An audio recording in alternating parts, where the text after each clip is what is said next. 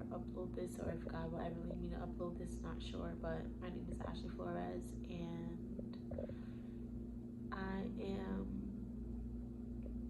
this is my page, Princess to Queens Ministries. So God led me to move to Texas probably like a month ago, and I finally got the nerve to do it. My moving date was June 18th. It is now June 21st, and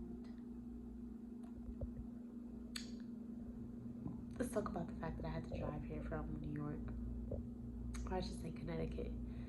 So it's about 26-hour drive that I split into 3 days. All around the way, God was confirming to me that I was doing the right thing.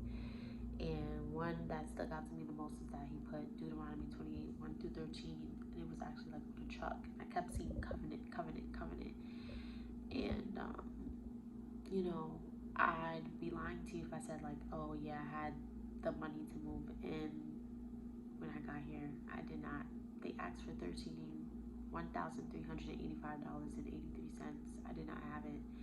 All I had was probably about $500 left from, I had gotten paid that Friday.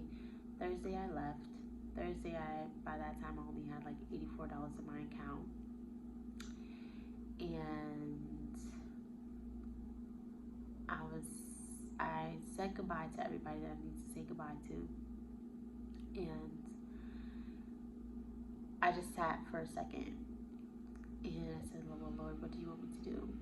And I heard him. I literally heard him. He said, start driving. So I did.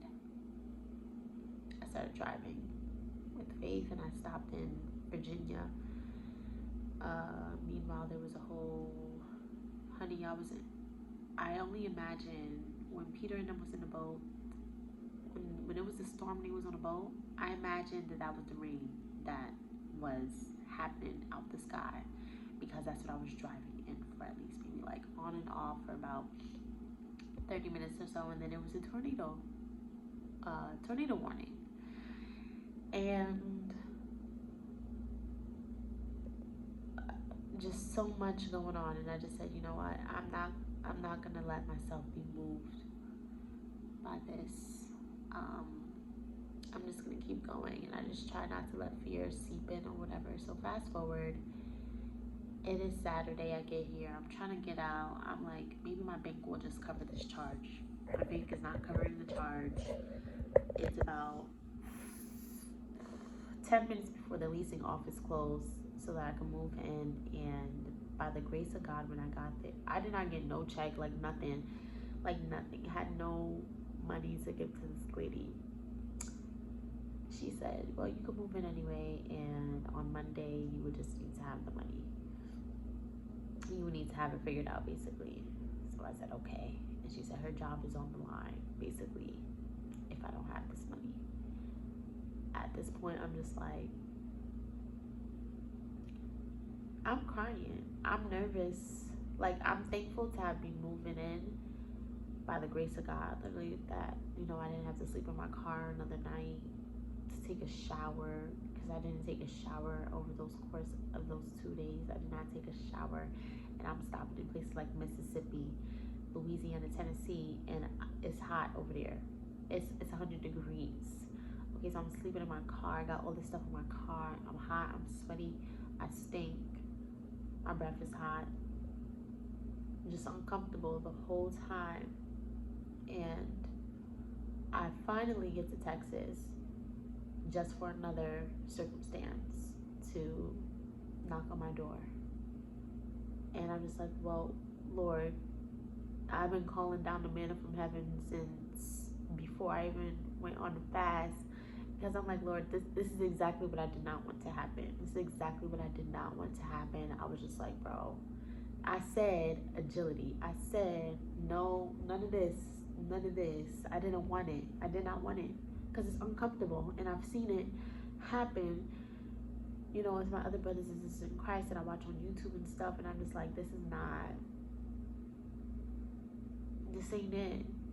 This is just not it. Like, I don't want to be struggling like that. I spent my whole life practically struggling, and not struggling always financially, but just struggling, like just having a hard time. And I was just like, I just knew that this was my promised land, and I'm like, Lord, just let it be easy going as far as this out. Like, I need a break, I need to relax, like I need to chill out. So it's Monday, no money. I gotta go and tell this lady I don't got it. Today's Tuesday, her manager is there. I gotta tell this lady again, I don't got it. But she said, you gotta have it today. You gotta have it today.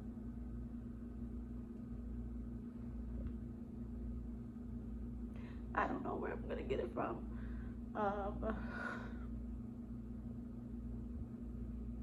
I don't know where I'm gonna get it from. I have not a clue.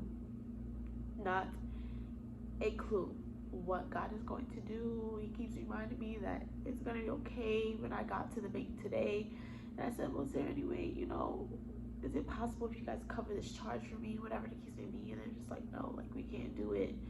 And then when I got out, there was a card that said covenant on it, and then the license plate that said 1010 on it is a number of completion. And I was just like, Lord, I don't know what you're doing. I don't know what you're doing, but I don't have a choice but to trust you. I don't have a choice but to stand,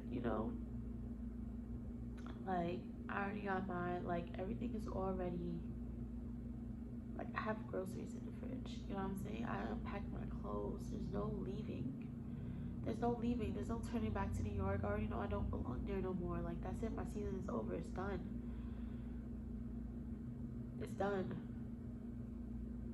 It's done. So, I don't know what I'm gonna do. I don't know what God is planning on doing. It's His timing. It's His timing. I still have faith. I'm just extremely uncomfortable. This is not fun. It's not fun, but it's what walking with Him looks like, It's just a part of it. I had to have the faith to get out here, knowing that I was not sure how it was gonna happen, but it was just more so about my obedience. Was I gonna stay in a place that I was comfortable at, or was I going to do what God asked me to do? So I jumped off the plane. I'm not sure how I'm gonna land, but I jumped off. And I encourage, I'm sitting here in distress. Child, say yes anyways. I can't tell you, God is not a man that He should lie. I know I'm not gonna be on the streets. I know I'm not gonna be hungry. I just know that right now I'm uncomfortable, and I don't know what I'm gonna tell that lady in the office at 6 o'clock. Will I have a check in my hand? I don't know. I'm praying so.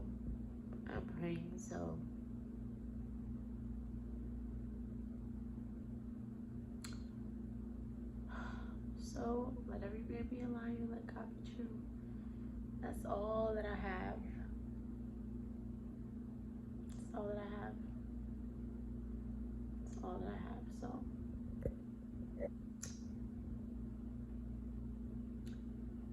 He's stretching my faith, obviously. I just don't like it. But I know that this too shall pass, I'd probably in a couple months, I'd probably be like, remember when I was tripping? But yes, I'm just thankful. So I know the last time you guys saw me, I was distraught, a mess. But God. So last time we spoke, I said, I don't know how things are gonna pan out. But guess what God did? He came through for the come through now. He didn't do it the way I thought it was gonna happen, because I was just expecting the money to just float to my account. Like, it happened like that, but it didn't happen like that because I had to ask for help. And God's grace was still upon me that I got the money that I needed. So we lit to see on the day. Hooray! Hooray! You guys can kind of see my face a little bit, but yeah, so I am just beyond thankful and grateful for the ability to still be here, that God meant to me. He said he will never leave me nor forsake me. You know, there is still some things that I'm still waiting for, some things I'm still hoping for. Ooh, I'm just kidding. But if he could do this, honey, if I could drive here for 3 days, driving, no shower, in Mississippi at the rest area, drenched in sweat, honey. Slept for like 4 hours, maybe 5. And God's grace brought me to the finish line. Child, there was nothing he could do. There's nothing that he cannot do. Nothing. So from my heart to yours, I just hope that whatever it is that God is asking you to take that leap of faith for, do it. He's not a respecter of person. He does not like me better than he likes you. I'm just I'm sorry, I just crack myself up sometimes. So yeah, be obedient, because obedience is better than sacrifice, and that's all I'm gonna say on that way. Over and out. Deuces.